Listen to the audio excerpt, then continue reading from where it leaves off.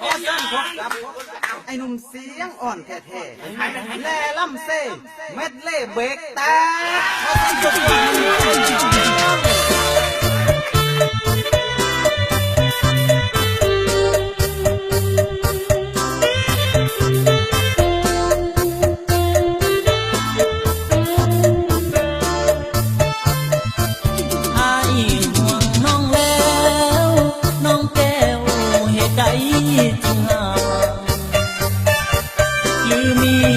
แฟนใหม่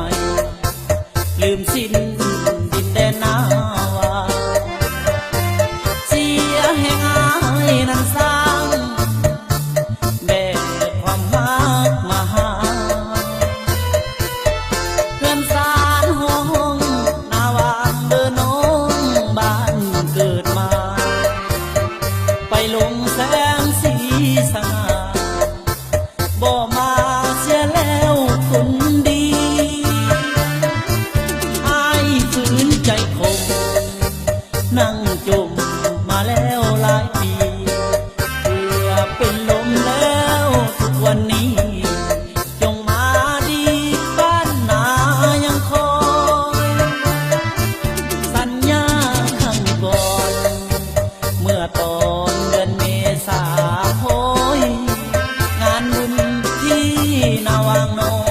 ยว่าจะคอยน้องสู้นิรันดร์ข่าวแล้ว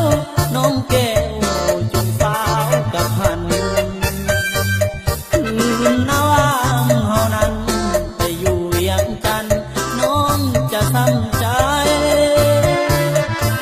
ยานเขาคิดหลอกอายบอกยังโซกบ่ดีนาวางบ้านเก่าเฮานี้ยังมีผู้คอยแต่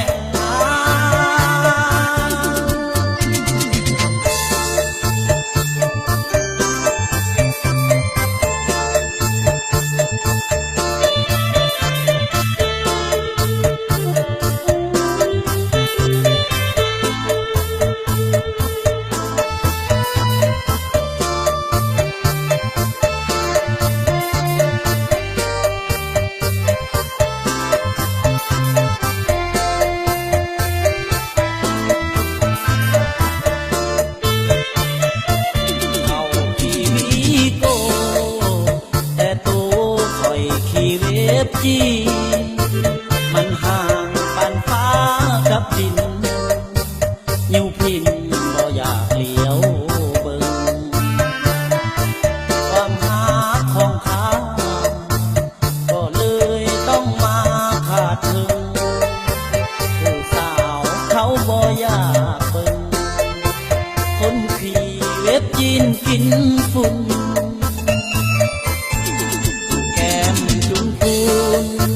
ไอ้หมดสิทธิ์สูญขิงนาเพราะอ้ายกับเขามันตาเลยหมดหนทางสิมุนเขามีเงินหลายก็เลยได้มองแก้มเนื้ออุ่นคนขี่เว็บจีนกินฝุ่นน้องเลยบอกมาหัวก้มหน้าน้ำตาไหลลงยาวยาวแนมเบิ่งผู้สาวไปขี่วีโกลูลาคนที่เฮาหาเขาหนีจากต่อหน้าต่อตาหูดีว่าน้องการดา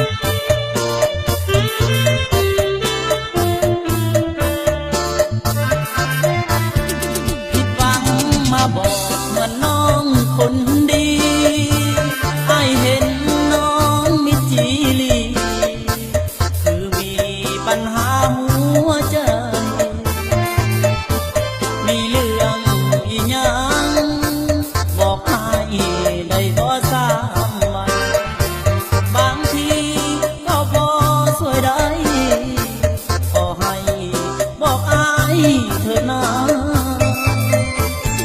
วันก่อนยังเห็นน้องเจ้าสดใส